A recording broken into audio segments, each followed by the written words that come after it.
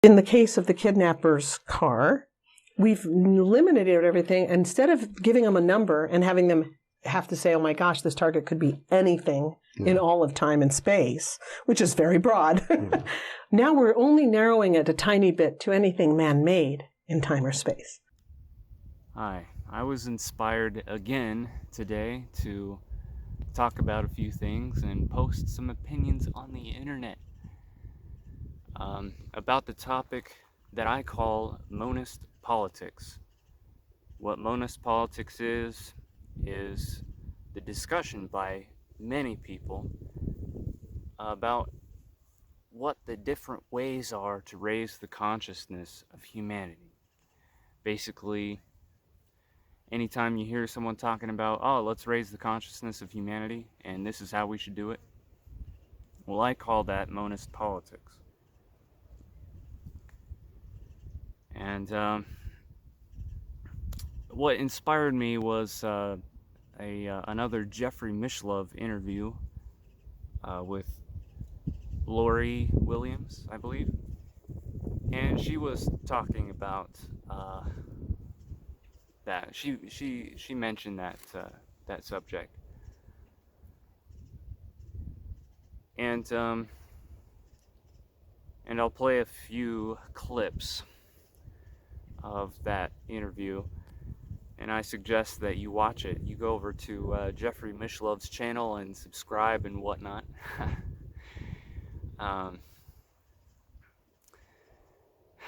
Yeah, so yeah, I like her, and just because I view her as extremely intelligent.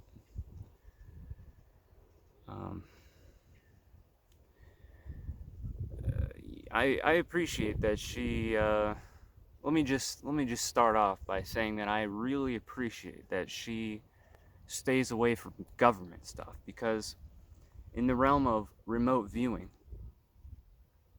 there are a lot of these government people, and I'm not gonna name names, but I don't trust a single one of them.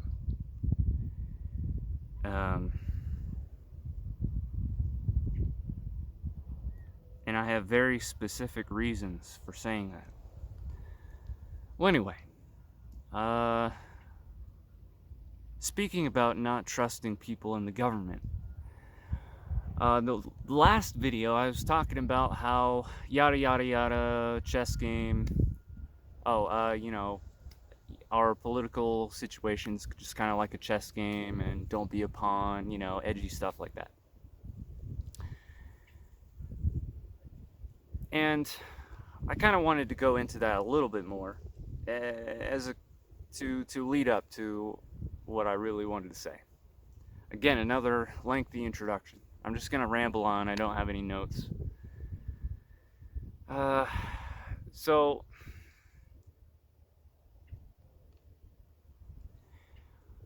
the game is a chess game, and it's a game.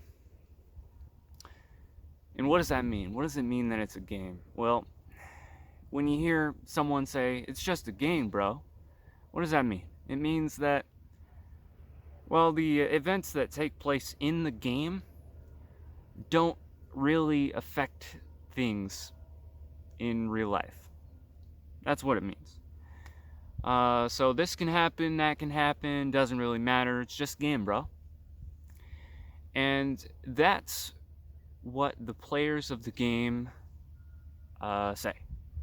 And interestingly enough, I agree with the players of the game 100%. I agree that it is a game, and you can represent the game by a chessboard if you want. I agree that it is a game in the sense that it's just a game, bro. And why is that? Because of what I think the meaning of life is. that's a topic, the meaning of life, that's been covered extensively. The phrase meaning, the word meaning, that's it's not the best word. It's like there's no good word in the English language for what you're really talking about. A better way to say it would be,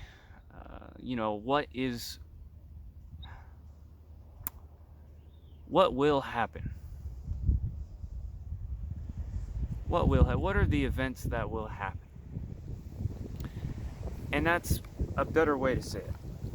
But even that is, we're out on the range today, so please bear with any wind noises you hear and poor audio quality.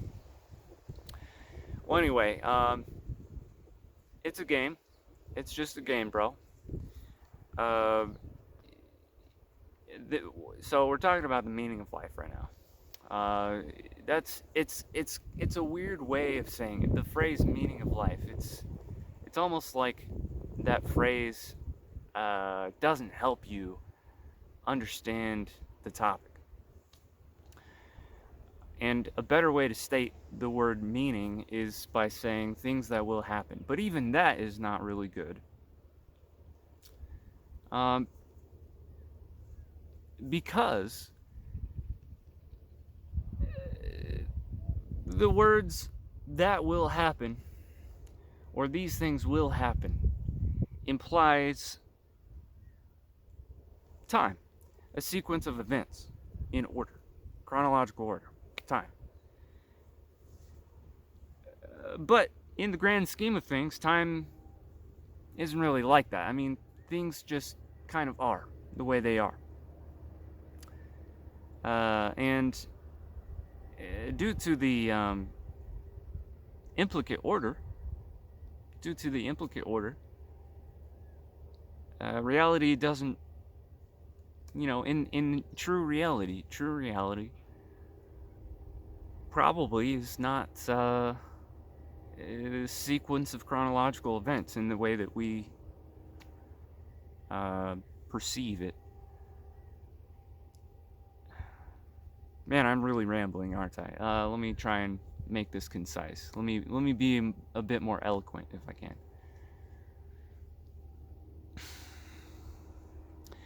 Basically, the way I see it is that the meaning of life is what will happen.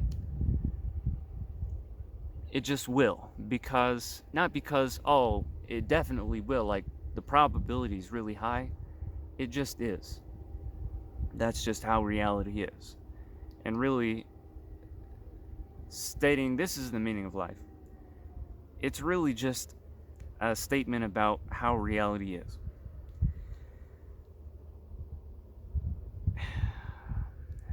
I think that the meaning of life is mysticism, or to be more precise,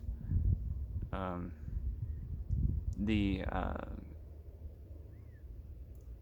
existence of the monad, or the one, a million different words for it. It's basically, I'm just spouting monism, alright?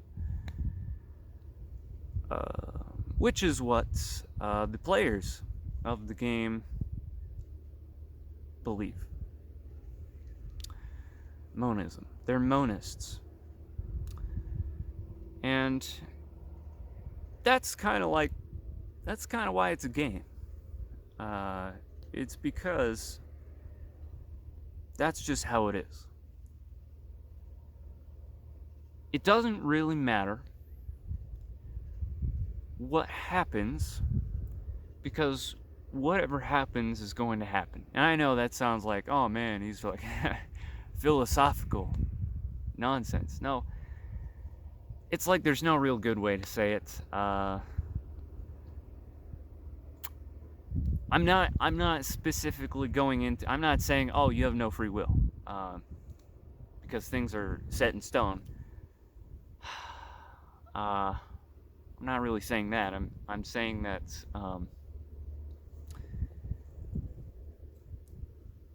things are a certain way, and you cannot change that.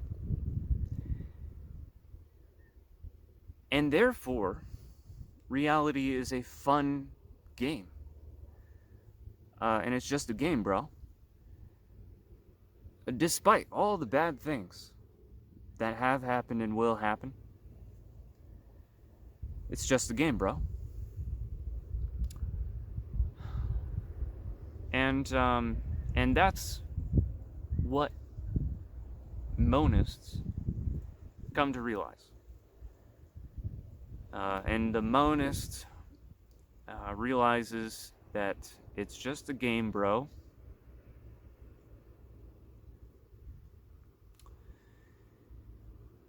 And it helps if you're intelligent too, like really intelligent, and you're a strategic person, a planner. The players of the game, they're planners, they're long-term planners. Look at it this way. Some people plan ahead into the future, like 12 days into the future, or 12 hours. Some people plan into the future 12 hours. Some people plan 12 months into the future. And so on and so forth. I had a friend who who planned out his entire life, including his funeral. INTJs for you. But he didn't really plan beyond that. He doesn't really have control over that. Things that happen after he's long gone. However, some people plan into the future, very, very far into the future, well beyond their lifetime. And that does help one, solidify meaning to their life and be a part of something bigger than themselves. That's good for those people that need that.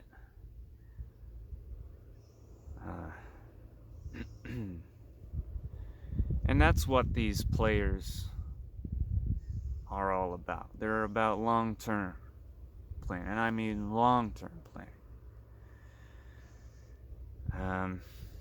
And they're engaged in what I call monist politics.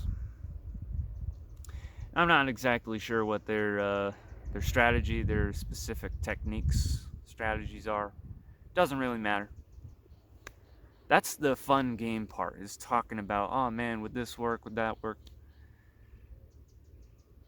The end goal, though, is obvious, and it can't be anything else than what the goal is, which is the meaning of life, which is mysticism. And one of the steps towards that goal is the raising of humanity's consciousness. And that is the end goal. Maybe a strategy in the short term would hinder that. But that's what the goal is. And I agree with that goal.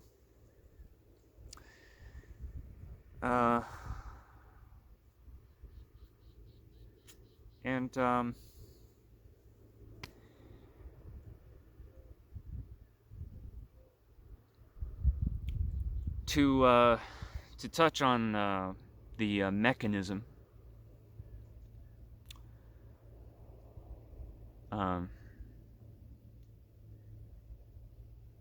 what does it mean by raising humanity's consciousness? Because people throw that term around all the time. But if you really ask them, they couldn't describe any particular sequence of events, any kind of mechanism that would, any kind of fundamental or ontological process going on. What I think, opinion. All of my previous videos are on this, so basically the mechanism is when you say raising of consciousness, raising, it means that you're increasing coherence, generally.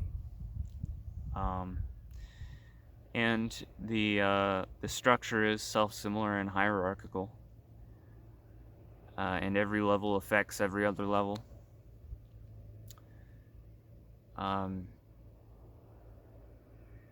Improving yourself does, in a small way, raise the consciousness of humanity. Behaving more ethically, striving to be a better person, striving to learn more, and improving your health, I guess. So a lot of people who are taking my class now are not taking it with an idea of let's find the answer to 0 point energy. Let's find the solutions to pollution and things, which is how I always used to think about CRV. CRV is it's the answer to saving the planet, to saving, the humanity and all this. Now I'm actually discovering a new way of looking at the whole thing, in that a rising tide lifts all boats.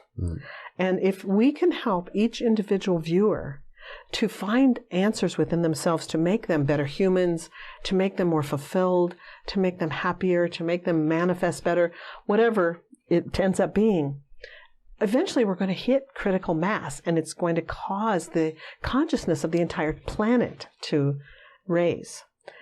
And so that's my vision now. Basically, the raising of humanity's consciousness entails an increase of coherence. And what coherence is, that's the word I use to describe a number of neurons in your brain doing the same thing at the same time. And that's coherence. And if there are more neurons in your brain doing the same things at the same time, that's an increase of coherence, meaning that your consciousness has raised. And then it goes back down again and you become stupid again. In a cyclical way. For example, when you go to sleep, your consciousness is reduced because your coherence is reduced, because less neurons in your brain are doing the same thing at the same time. And this is what an EEG measures. An EEG is a crude device, relatively crude. However, the concept of coherence is very simple. And so, from a mechanistic or a monist point of view, the raising of humanity's consciousness would entail an increase of coherence on every level in the collective consciousness.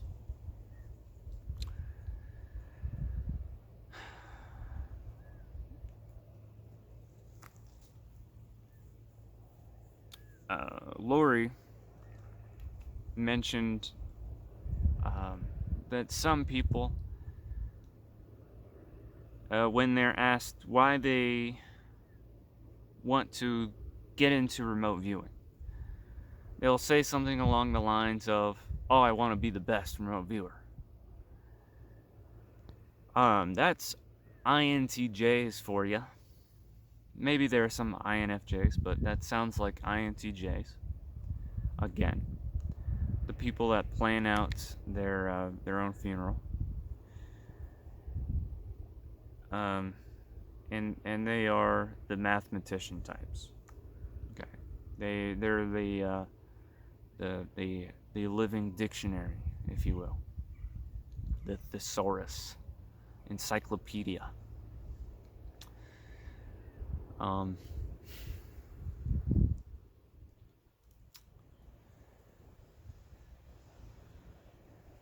I have been increasingly interested in understanding remote viewing. And the reason I started to delve into the subject of remote viewing is because the concept of the implicate order, which is part of David Bohm's holographic universe theory, the implicate order, as opposed to the explicit order, requires the concept of the implicate order requires that something like remote viewing is possible. And in an old interview, a Jeffrey Mishlove interview, he interviewed what's that guy's name? He was vouching for Bohm's theory. This is not a model that was developed in order to explain psychic phenomena. I think to neuropsychologists like Carl Pribram, the fact that it happens to provide an explanation for psychic phenomena is almost a bit of an embarrassment. That he developed the holographic model because he was trying to come to terms with memory. Right. So let's talk about that. And he mentioned that it was basically by accident that the theory explains remote viewing. Totally, I agree 100%. It's an accident.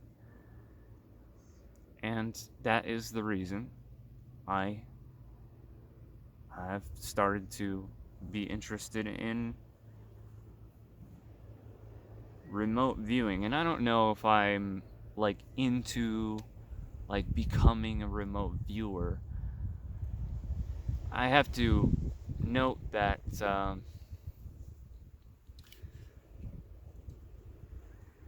my this is kind of an early understanding of it, but my understanding is that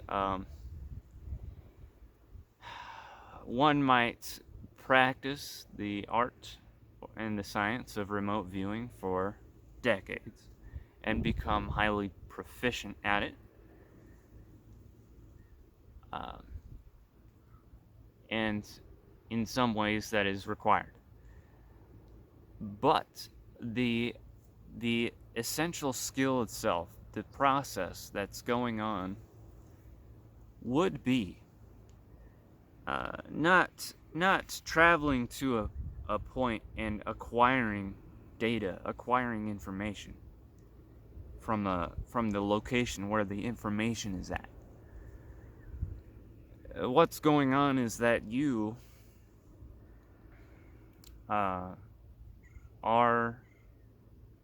exist in the implicate order, which is true reality. You exist in this form, and you're merely accessing, I guess. See, that's not even a good word, but you know what I'm talking about.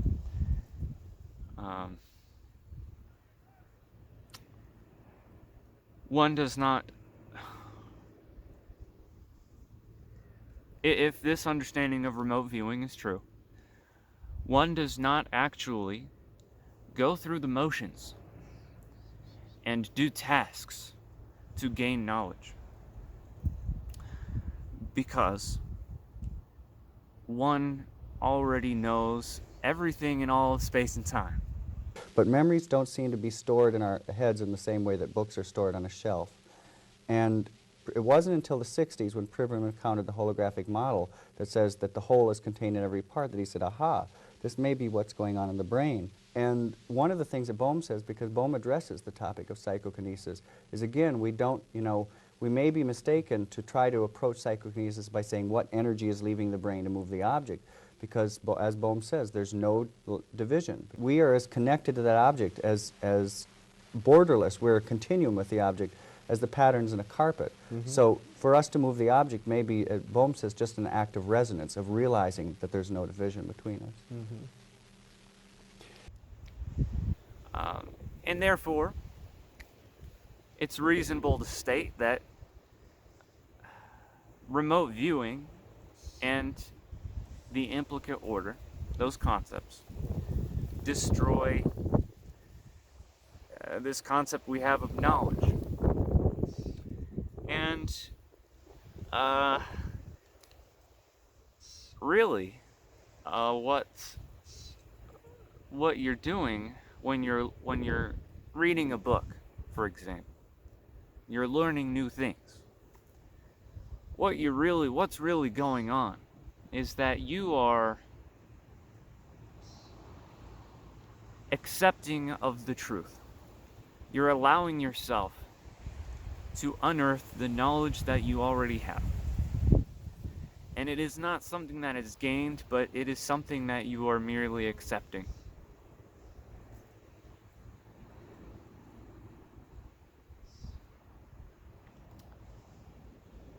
And therefore, everyone is capable of doing remote viewing. And this, of course, would explain why beginners do well on their first time trying it. That applied to me. I'm like a new guy, so, I'm just, throwing opinions out there. Obviously, someone's had this idea before, but I found that my mind works really well with symbols. I can identify symbols, like man-made symbols, very clearly in my mind,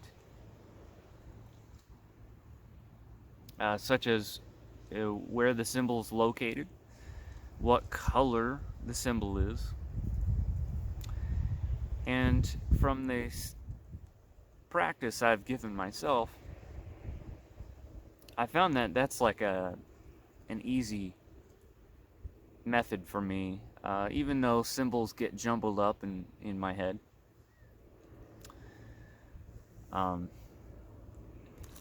Beginner mistakes.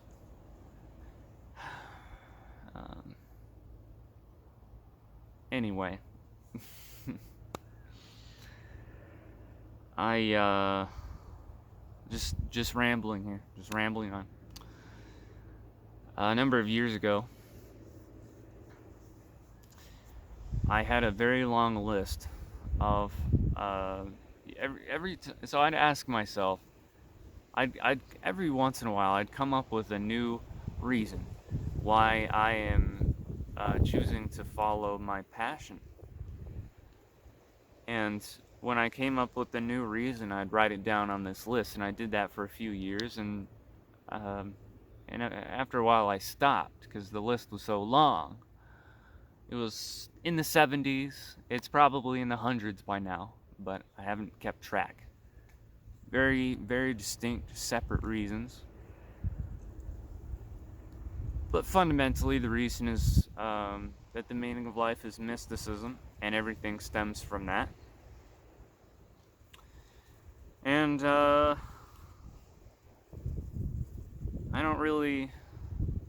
not saying like, oh, I don't have free will.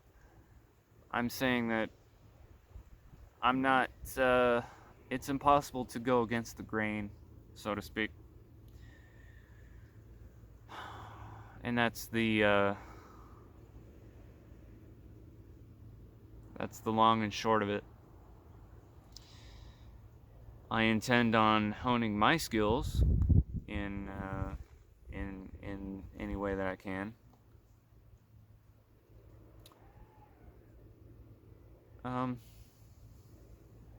Yeah.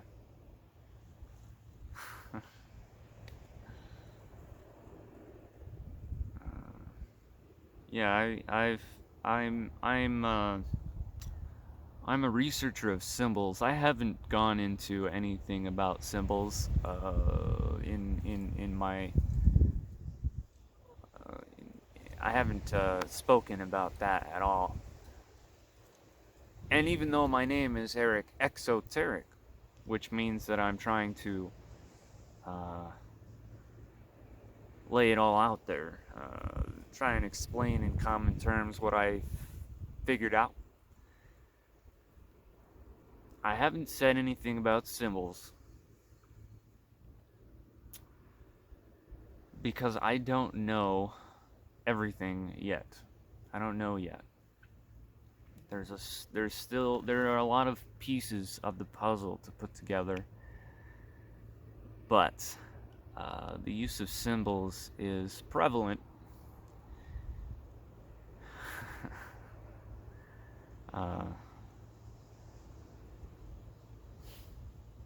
In your face all the time. Symbols all the time. There are symbols in your face all the time, and you don't know what they mean, and therefore you don't really pay attention to them, and they are invisible to you.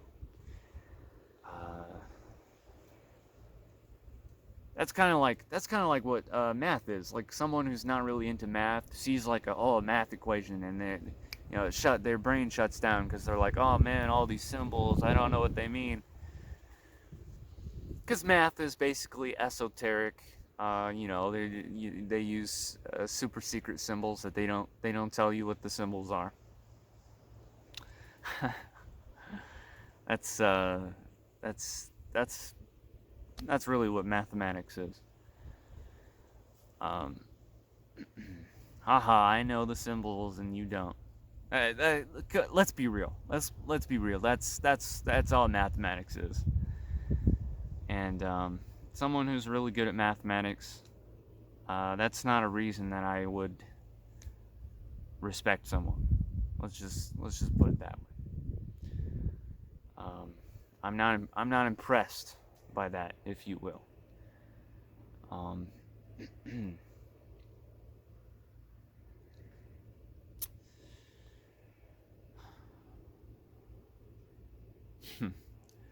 The use of symbols is prevalent. It's everywhere. The players of the game have their symbols that represent things. Mostly, if you look at something, just like pick something in your peripheral vision, pick something, look at it, there's going to be a symbol on it. And that symbol is one of these symbols I'm talking about. And this symbol is an astrological symbol, but you don't know that because you're not part of the club. And the reason it's an astrological symbol is because astrology is monist, and it's about the collective consciousness and how the position of things in the sky affect the collective consciousness, depending on the time and date. Essentially, that's what astrology is.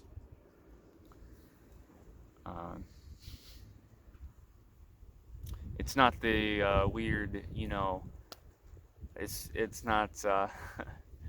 Don't listen to that girl. That one girl who goes partying a lot, and she had cocaine that one time. And she's always talking about how, I gotta leave him because he's abusive, but I can't because I love him. That girl.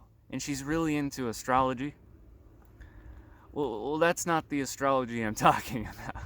I'm talking about actual astrology. So the universe is a hologram. It means, as William Blake said, that quite literally you can find the universe in a grain of sand, that every portion of the universe contains some semblance of the whole universe. That's very profound. Very. The real stuff. OG astrology. Well, anyway, thanks for listening. And maybe you and I together can go down the mystic path and and learn all things in space and time.